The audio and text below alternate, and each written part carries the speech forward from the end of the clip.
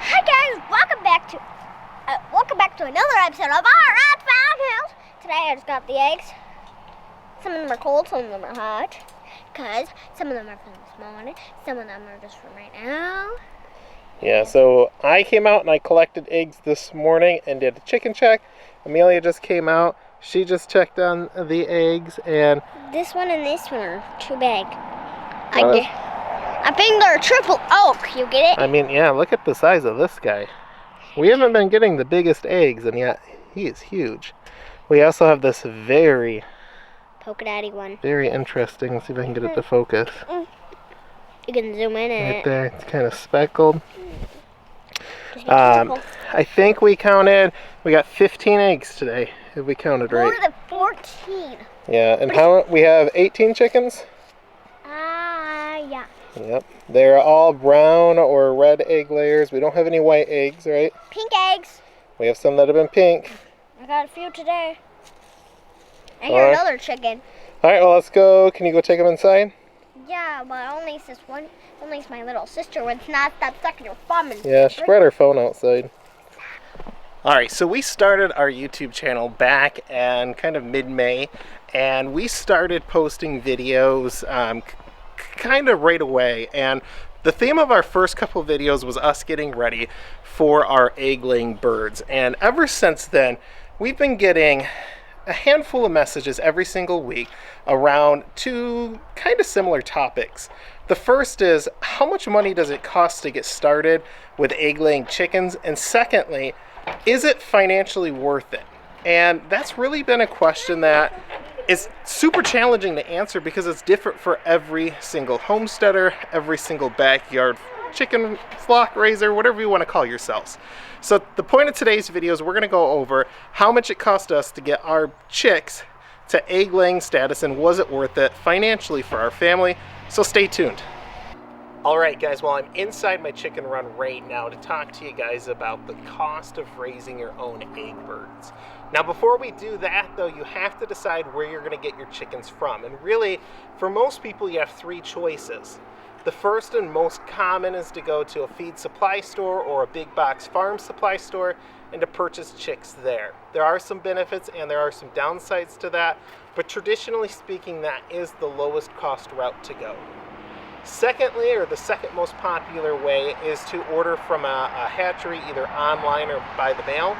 I've had experience with both of those type of orders, and generally speaking, they can be a little bit more costly. However, you usually have a tremendously larger variety to choose from. The third then after that is to find a local farm that raises chicks and then to order through them. I don't have any experience going that route because I don't have any local hatcheries that are really close to me. Now, again, there are some benefits and downsides to each of those styles of ordering, and that is going to determine kind of how much it's going to cost you to raise your chickens.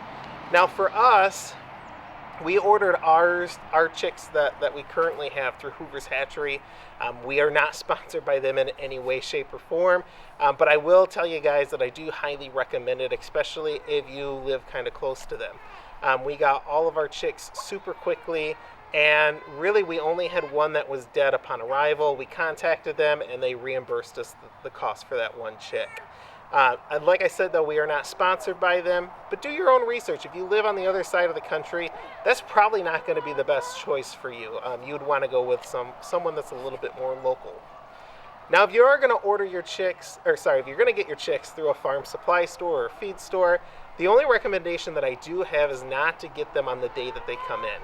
You have to remember that for that store, they are still being shipped to them.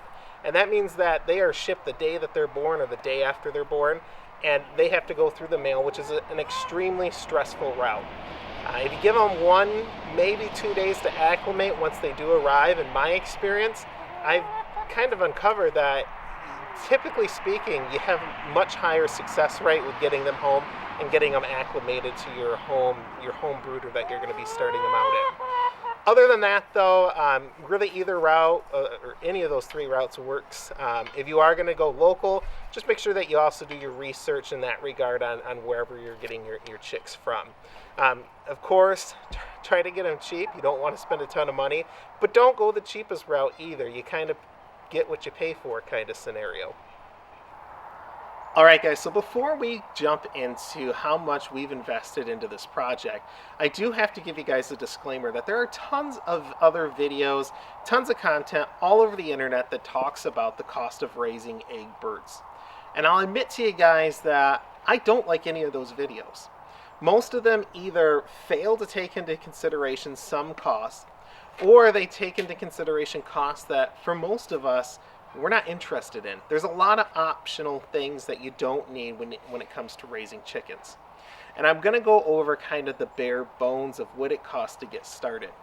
We have to do that because if you think about it, eggs are incredibly cheap for the most part.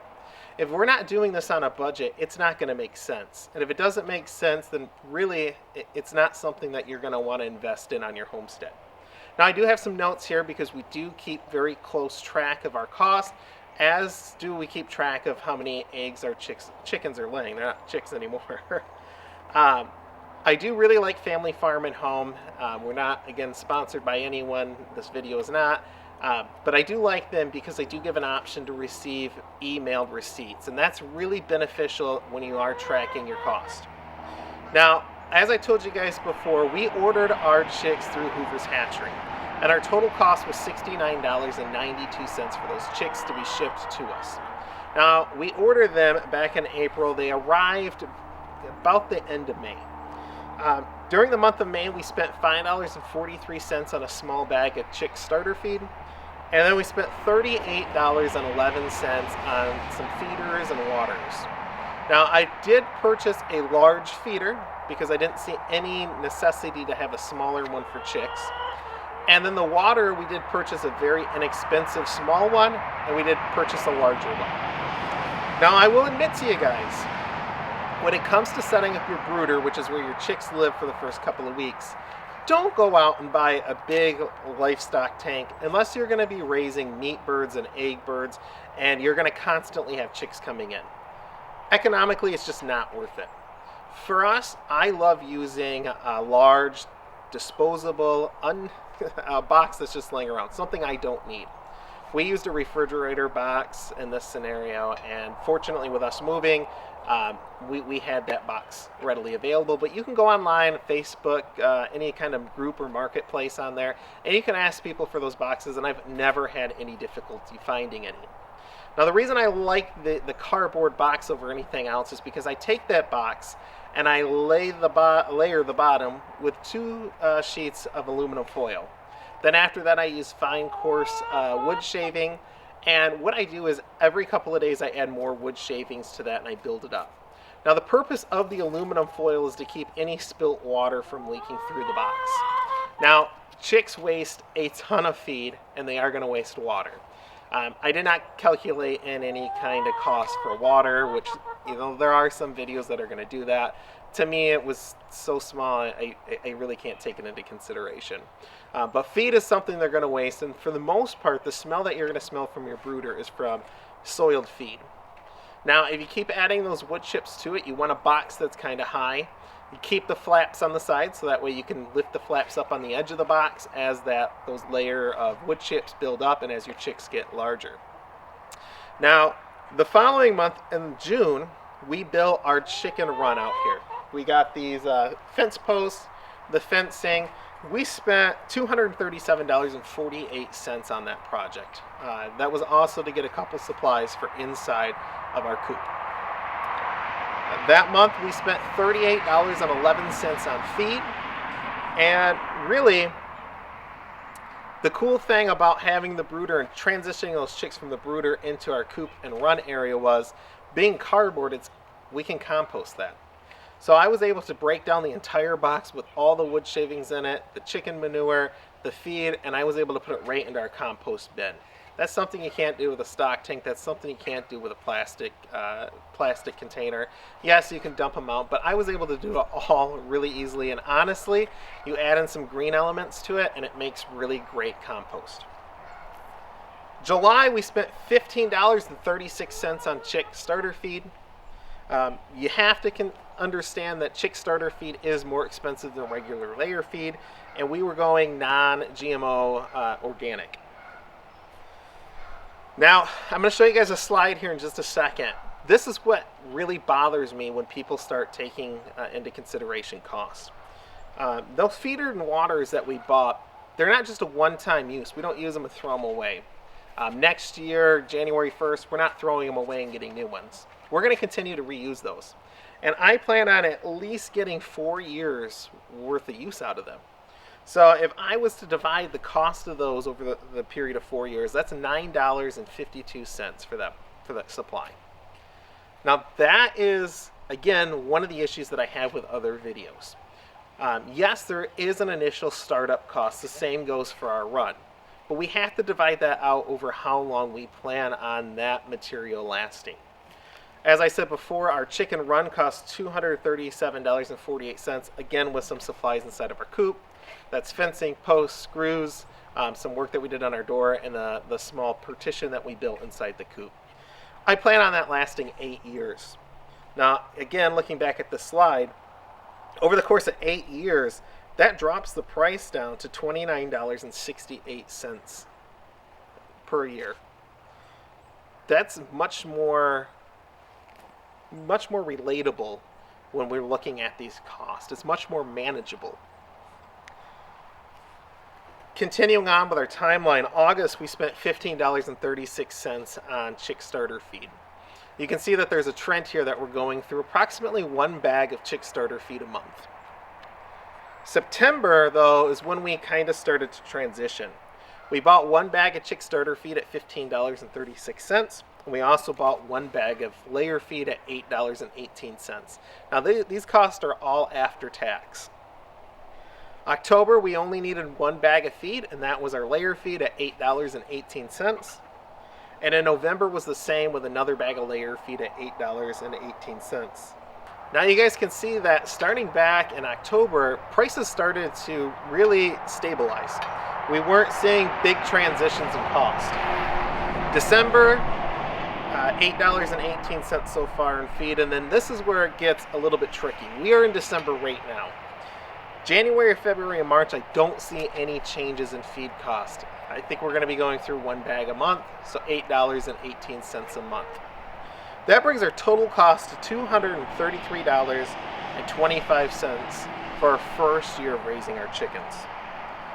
Now again, that's much more manageable, and I know there's a lot of people out there watching that video going, there's no way I spend that much in eggs a year, and we're going to look at that in just a minute. But before we do that, we have to consider a second year of cost, because really our first year is going to be on the higher end because we had all of that chick starter feed that we had to purchase. Now, I'm assuming that you are not adding any additional chicks to your flock that's already been established. Our second year costs will be $114.16 unless there's something unforeseeable that occurs. That brings our total cost for 2 years to $347.41. Now again, I know there's a lot of you guys out there probably watching this video going, oh my God, there's no way I'm going to spend that much money over the course of 2 years. No way, $114.16 for the second year, not worth it. But I promise you there is certain scenarios when it is. All right, so now we have to take into consideration our profit factors. These are factors that are going to save us money. Now that we have that total cost, we're going to start taking away where we're saving money. Now, really, I'm going to show you guys a couple slides here. For profit factors, there's 2 things that we have to consider: self-consumption and sales. Self-consumption is how much we would normally spend on consuming eggs if we were to purchase them from the store, whereas sales are going to be us selling eggs here in the short-term future. Now, for self-consumption, the stores in our area, they sell eggs for approximately 59 cents a dozen, all the way up to $6.49 a dozen. Now, that's not an apples to apples comparison. The 59 cents a dozen eggs are the cheapest eggs you can possibly find on the market. These are coming from chickens that are living in a cage, that are fed the cheapest feed possible in order to keep costs down. At $6.49 a dozen, we're talking about some chickens that do get a little bit of outside time, but are fed fed organic, non-GMO feed. Now, my family of 6, we consume in a week about 2 dozen eggs. That's 8 dozen eggs a month. And we spend on average about $4 a dozen, which means that we're spending $32 a month in eggs. That was, again, when we were purchasing them from the store. Now, as for sales, these are kind of projected numbers. In our area, farm fresh eggs sell for anywhere between $4 and $6.50 a dozen. Depends on where you get them and how fresh they are. For us, we plan on selling our eggs at $3 a dozen, which is well below where our competitors in the area are selling them. And I would be happy if we sold 2 dozen eggs a week. So really, I plan on us making about $24 a month from selling our eggs. But again, that's not guaranteed. Our consumption side is guaranteed because that is how many eggs we eat week in, week out. We use them for baking, we use them for breakfast, you name it. Again, the sales are going to depend on how things are going week to week. Now, also some other profit factors that we have to consider is we have a homestead here. Now, you guys on the other end of this video might not have a homestead. Maybe you're just keeping your chickens in your backyard. But there still are some benefits if you are very small scale or if you're even very large scale on a commercial side. I want to say that we're in the middle or even kind of the lower middle side of that. For us, our chickens provide us manure. That's great for our garden. I don't have to go out and purchase anything that I really, in regards to manure, for our growing needs. It also helps accelerate our composting, which is another factor. We have insect and weed control. These girls, I have some temporary fencing that I will put up and let them out in our garden before we get anything planted in the spring. They're going to help rip up things. They're going to help get the weeds out of there. And then they are putting compost back and manure back into the garden beds. And then they are great entertainment. We have 4 kids here. And they get entertainment out of watching them. My wife and I do. They're kind of fun to watch. But also, with us having kids, it really sets up them to have an idea of what it's like to be an adult. It's a great chore for them, and it's a great teaching experience. Now that we have kind of where we're going to save money, we got to look at our egg production. Now, that is going to vary based on the type or the breed of chicken that you pick. And our flock lays approximately 10 to 14 eggs a day, or a little over 300 eggs a year. That's 25 dozen eggs a month under full production. That's a lot of eggs. Now, our cost over that 2-year period was $247.41. And I'm going to add in an extra $100 worth of extra costs that are kind of unforeseen. Now, when we subtract out our profit of $384, or sorry, not our profit, but our consumption cost, and we subtract out the $144 sales, which is half of what I just told you guys, then it kind of gets a little bit interesting. Looking at that, we're looking at saving or profiting at the end of the year $80.59. Sorry, over 2 years. That's a lot of money. Again, though, we are a family size of 6. We consume a lot of eggs. If it's a family of 2, let's say a husband and a wife, it's not really worth it unless you're spending or consuming a ton of eggs. Chickens can be expensive to keep. Eggs can be super cheap to buy at the store. But again, you have to think of it as an apples to oranges comparison. You can go out and you can get the cheapest eggs possible at 59 cents. I see it all the time at Walmart. I see it all the time at Kroger's.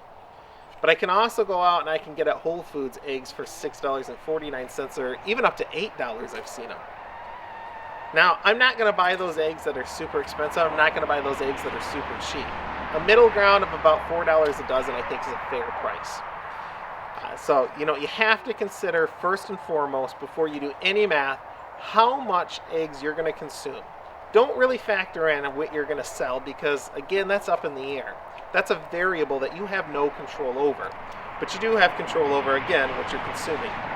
Now, again, this is one area where it is worth it for us to keep chickens. Even if I factored out what we would sell, it's still saving us money. It's still giving the kids some awesome chores and awesome teaching experience. They are a lot of fun to have. So I really hope this answers your guys' questions on is it worth keeping chickens. Again, it's going to be different for everyone, but I think that that's a pretty comprehensive look without getting into too many details. As always, if you guys have any questions or comments about the video, please let us know because we'd be more than happy to answer them for you. Please subscribe to the video if you haven't already, and please share the video if you know someone that's either thinking about getting chickens or who already has chickens. As always, we'll be posting new videos each week, so stay tuned. And until next time, we hope you guys continue to homestead and continue learning. Thanks.